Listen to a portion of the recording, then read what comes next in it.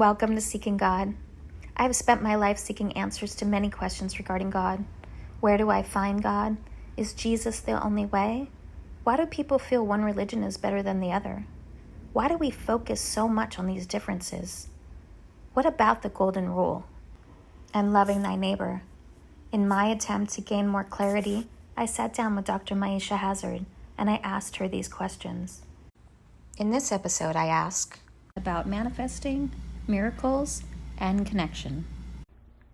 Well, if you're speaking of manifestations in terms of the different elements that people speak of, or the different teachers that people speak of in different religions, I would simply say that through the many millennia that human beings have been on the planet, that it stands to reason that there would be moments throughout history and all over the world when individuals would come into full awareness. There would be somebody who would suddenly realize, wow,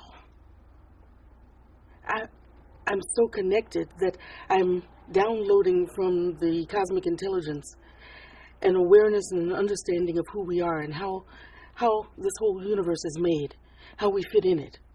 Someone who knows that there is in an infinite mind a perfect idea for each and every one of us, so that when someone is ill, that individual would know, look, there is something within us that knows the perfect form and the perfect function of every atom, every molecule, every cell, and every tissue, and every organ in the body. And that individual would be able to touch someone and bring the body back to remember the perfection that is seated in it, in the intelligence that's within every cell. And so I think throughout the course of history, these individuals who have shown up and who have come to that kind of awareness have drawn to them individuals who have wanted to have some of that love, some of that sense of peace, some of that sense of harmony, some of that sense of miracles that those individuals have. And so in one area of the world, that individual might be called Baha'u'llah. In another, they might be called Yeshua or Jesus. In another one, it might be Siddhartha the Buddha. In another, it might be Kuan Yin. In another part of the world, it might be Unkulu or Olodumare. But what we're really talking about, or Isis and Osiris, but what we're talking about are individuals who, before others in their society, have come to an inner awareness of a sense of truth, a sense of justice, a sense of balance and harmony, of righteousness, right thinking, of order and law, and they have begun to teach people. So of course, I mean, it makes sense to me. What I understand from having studied the teachings of the Baha'i is that they have a belief that in every age, the Creator comes into full expression in some human being in order to help to shift the faulty thinking that the people in that era may have fallen into. And so someone shows up with a breath of fresh air.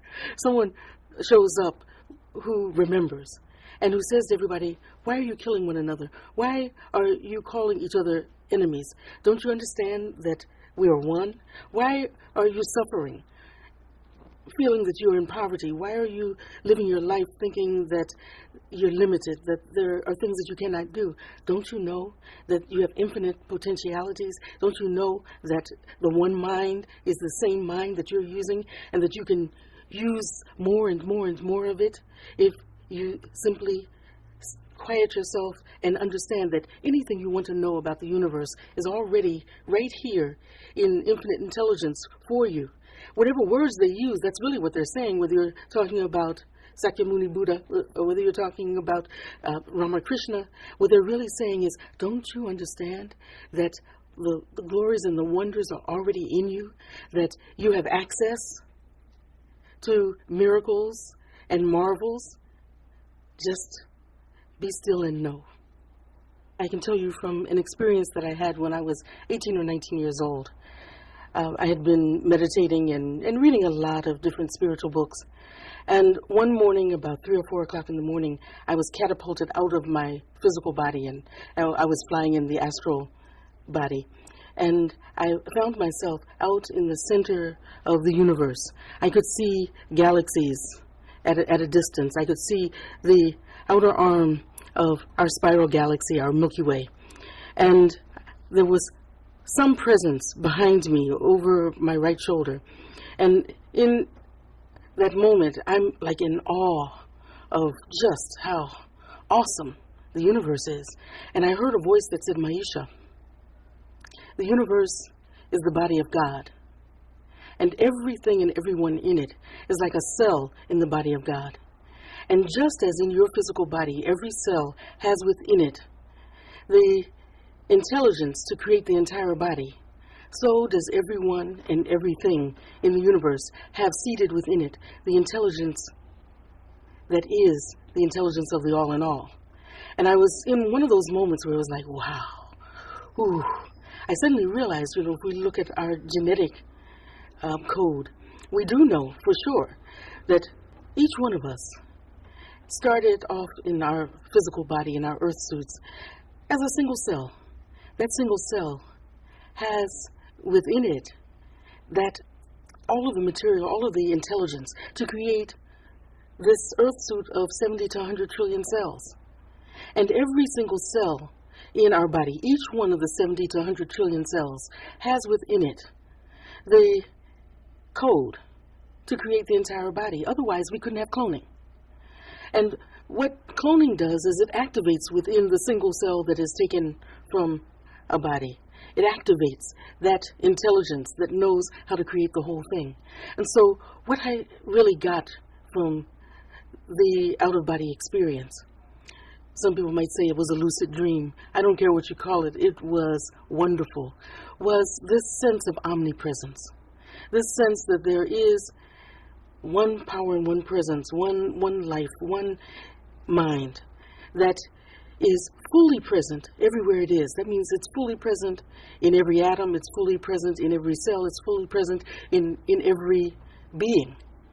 And in that moment of realization, it was like, wow, I really get it. I really got the sense of oneness. I got the sense of the sacred unity of all being. I got the sense of omnipresence and what it really means. And a little while later, that same morning, I heard the voice again say, Maisha, what would it be like to be conscious and aware of being everywhere at all times, in every time, because the past, the present, and the future exist simultaneously. That's also what I was being told in this experience.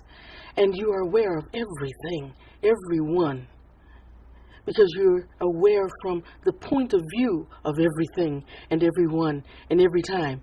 And my head started spinning. I mean, I was like, it was so overwhelming. And so I got this sense of why we come into individualized expression, so that we can have a singular experience of a way of seeing the universe from a very specific, individualized point of view.